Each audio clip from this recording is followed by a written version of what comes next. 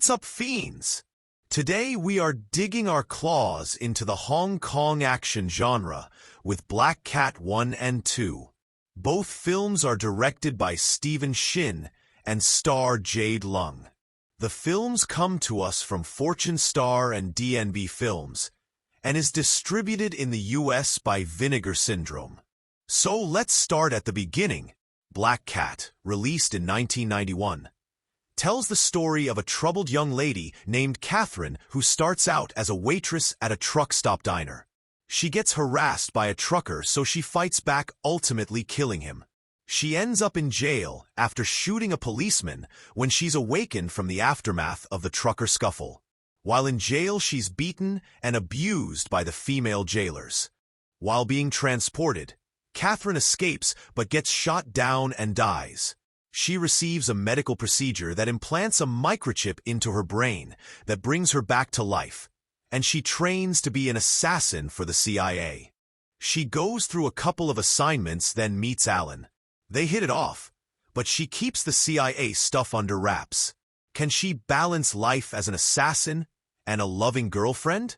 You'll have to watch and find out. This has been called the Hong Kong La Femme Nikita, and I get that, but I think it's different enough to stand on its own. So what might you not like? The film ends on a cliffhanger. I'll get to that more in a bit. My biggest complaint about the first film is the terrible acting of most of the secondary characters. The three leads are fantastic, and everybody else is just kind of there. Jade Lung as Catherine is quite captivating. She portrays a conflicted anti-hero with a palpable sense of vulnerability beneath her tough exterior. You really feel her internal conflict. And the action sequences are stellar. They are fast-paced and well-choreographed, with a mix of gunfights, hand-to-hand combat, and chase sequences that keep you on the edge of your seat. So for a rating of Black Cat, I'll give it 4 bats out of 5. The first film is more than just an action flick. It's a story of redemption, betrayal, and a struggle to find humanity amid a life of violence. Then comes Black Cat 2, released just a year later in 1992. The sequel starts off with an elongated recap of Part 1.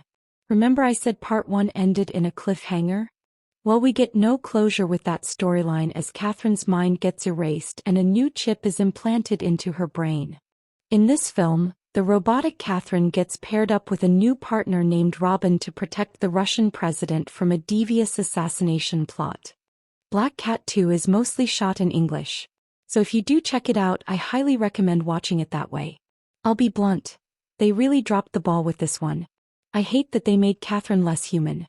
She's very much just a RoboCop/Terminator clone in this flick. No emotion, very lifeless. All the emotion of the first film stayed over there and didn't make the trip this time. Now that being said, there's still some solid action sequences here. There's a gnarly snow chase that reminded me of a James Bond film.